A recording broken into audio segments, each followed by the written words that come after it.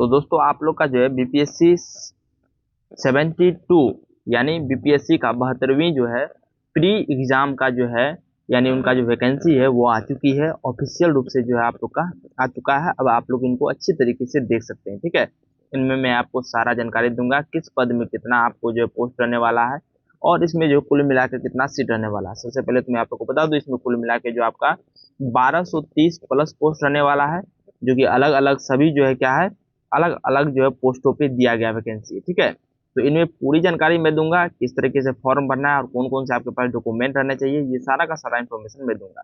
सबसे पहले जब आप फॉर्म भरिएगा तो आप जिस भी लेवल का फॉर्म भरिएगा तो उस लेवल में सबसे पहले देख लीजिएगा कि आपके जिस भी कास्ट में हो, क्या उस कास्ट में आपके लिए वैकेंसी है या नहीं। क्योंकि कभी कभी क्या होता है कि आपके कास्ट में, जैसे यहाँ देखिए यहाँ जीरो वैकेंसी है, तो कभी कभी कोई भी कास्ट में क्या होता है जीरो वैकेंसी होता है और स्टूडेंट जो उसको भर देते हैं फिर जाके बाद में उसे पछताना पड़ता है। तो वो चीज सब आप लोग खुद देखना पड़ेगा। ये इतना लंबा जो इसका चार्ट है, एक एक करके जो वैकेंसी दिया गया है, इसे आपको पद वाइज जो है एकदम अच्छी तरीके से देखना पड़ेगा। इसमें एसडीएम का भी पद है, सारा पद इसमें दिया गया है, तो आपको अच्छी तरीके से सिर्फ पद को आप लोग देख लीजिएगा। बाकी मैं आप लोग को इसमें सारा इन्फॉर्मेशन मैं आप लोग को बता देता हूँ। ठीक है, और आपको पता होगा कि सबसे पहले अगर हम लोग इसमें देख लेते हैं कि वैकेंसी के बारे में, तो ये 72वीं प्रारंभिक प्रतियोगिता परीक्षा है। मान्यता प्राप्त विश्वविद्यालय से स्नातक अथवा समतुल्य परीक्षा में उत्तीर्ण होना अनिवार्य है। यानी कोई भी, यानी जो आपके पास जो विश्वविद्यालय से क्या होना चाहिए, ग्रेजुएट पास होना चाहिए, तो आप इस फॉर्म को भर सकते हैं। ठीक है, उसके बाद बाल विकास परियोजना पदाधिकारी के लिए आपकी किसी भी मान्यता प्राप्त विश्वविद्यालय से स्नातक डिग्री एवं वैकल्पिक विषय गृह विज्ञान और मनोविज्ञान आपके पास होगा, तो आप बाल विकास परियोजना पदाधिकारी का फॉर्म जो इसमें यानी ये जो है पोस्ट को डाल सकते हैं। उसी तरह वित्तीय प्रशासनिक पदाधिकारी समक्ष है, इसमें आपको विश्वविद्यालय से एवं संस्थान से वाणिज्य अर्थशास्त्र में आपका क्या होना चाहिए, डिग्री प्राप्त होना चाहिए। ठीक है, अर्थशास्त्र या गणित में आपको डिग्री प्राप्त है तब आप जो है ये 3 नंबर वाला पोस्ट को भर सकते हैं। अनुमंडल संरक्षण पदाधिकारी, इसमें आप तभी फॉर्म भर सकते हैं जब आपके पास मनोविज्ञान अथवा विधि में से किसी एक विषय स्नातक डिग्री होना आवश्यक है। जैसे कि मनोविज्ञान हो गया या विधि के किसी भी चयन मुख्य रूप से कोई भी एक सब्जेक्ट है जिसमें आप लोग पास हैं, तो आप ये 4 नंबर वाला पोस्ट को भर सकते हैं। ठीक है, चलिए अब यहाँ देख लेते हैं थोड़ा सा कि ऑनलाइन आवेदन भरने के समय आवेदक को शैक्षणिक योग्यता के कॉलम में स्नातक या समतुल्य उत्तीर्णता संबंधी पूर्ण सूचना देना अनिवार्य होगा। विशेष शैक्षिक योग्यता एवं विशेष वैकल्पिक विषय वाले पद के लिए अभ्यर्थियों को ऑनलाइन आवेदन करते समय पद का चयन करना होगा अथवा उस पद के लिए उनकी दावेदारी मान्य नहीं होगी। जब आप फॉर्म भरिएगा तो तभी आप जो अपना अपना पद जरूर चुन लीजिएगा। ठीक है, अगर पद नहीं चुनिएगा तो अगर आपकी सिलेक्शन होती है तो फिर आप जो है किसी भी पद के लिए दावेदार नहीं हो पाइएगा। ठीक है ना, चलिए यहाँ पे देख लेते हैं। ऑनलाइन आवेदन पत्र में इंगित कॉलम में आरक्षण का दावा नहीं करने का परीक्षा में किसी भी स्तर के चरण में आरक्षण का लाभ नहीं मिलेगा।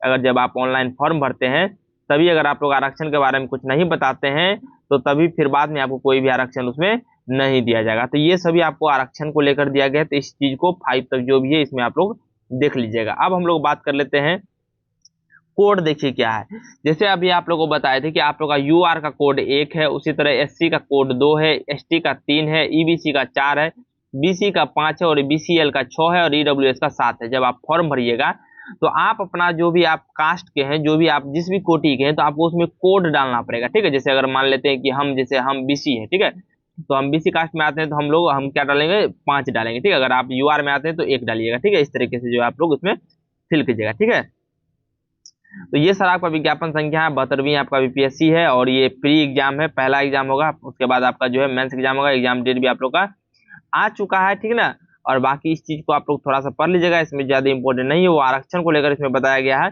बाकी जो इंपॉर्टेंट होगा वो मैं आप लोग को बता देता हूँ। ठीक है, चलिए आगे देख लेते हैं इसमें और क्या है।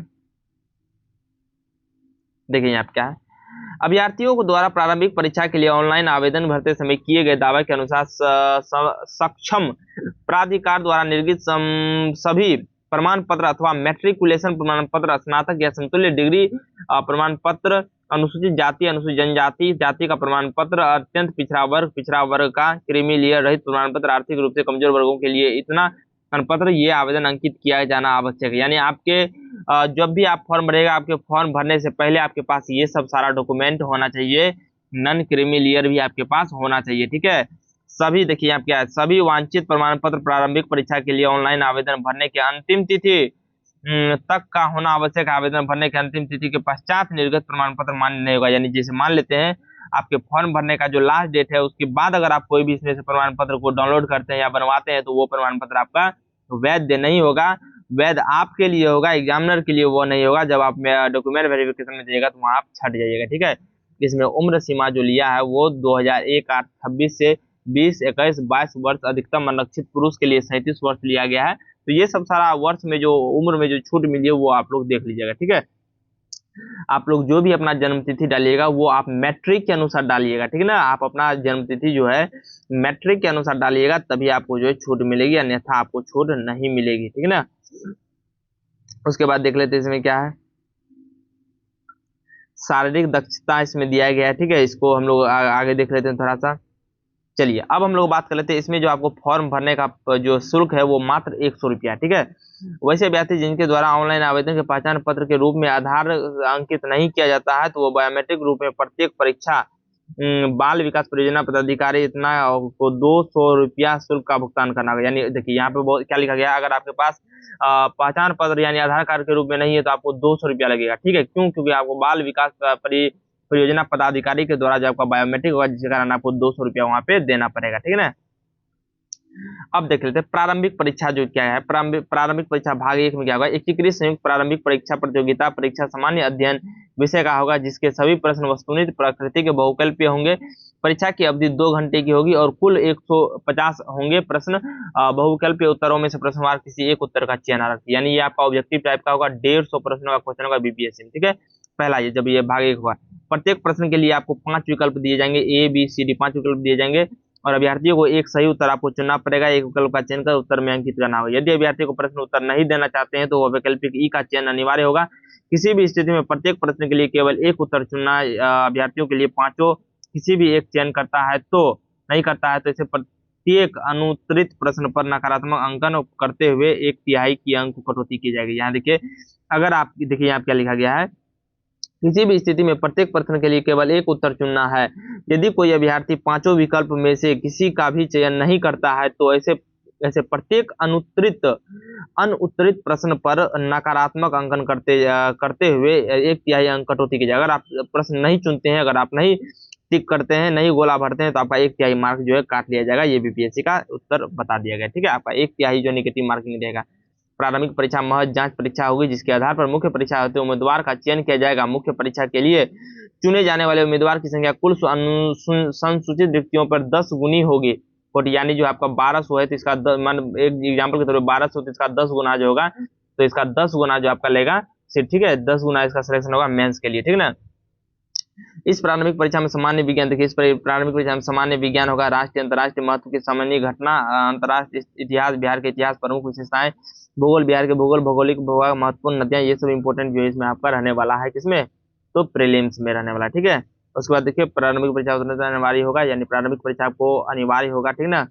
और संकल्प इतना एवं इतना इतना दिया गया, ये सब आप लोग देख लीजिएगा। और बाकी जो इसमें जो इम्पोर्टेंट है वो इसमें जो दिया गया है वो सारा चीज इसमें दिया गया है। देखिए यहाँ पे अनिवार्य विषय पूर्णांक, यानी आपको सामान्य हिंदी होगा 100 अंक का, 100 अंक का सामान्य हिंदी होगा। उसके बाद जो है आपका सामान्य अध्ययन प्रथम पत्र होगा 2 यानी 300 अंक का 2 घंटा। सामान्य अध्ययन द्वितीय पत्र 300 अंक का होगा। उसके बाद निबंध भी होगा 300। ये हिंदी का सिलेबस है, ठीक है ना, हिंदी का ये सिलेबस देख लीजिएगा आप लोग। और बाकी ये आपका विधि प्रबंध गणित, ये इतना इतना प्रश्न आपसे जो है पूछा जाएगा, ये बताया गया इसमें, ठीक है ना, कौन कौन विषय में कितना पूछा जाएगा। तो ये सब आप लोग अपना अपना देख लीजिएगा, ठीक है। देखिए उसके बाद क्या है, प्रारंभिक प्रतियोगिता परीक्षा में सफल परीक्षार्थियों को ऑनलाइन आवेदन पत्र भरवाया जाएगा। सफल अभ्यर्थियों को निर्धारित निधि परीक्षा शुल्क विविध प्रक्रिया से जमा करना होगा, ठीक है। तो ये सब सारा जो है अपना देख लीजिएगा एक बार अच्छे तरीके से।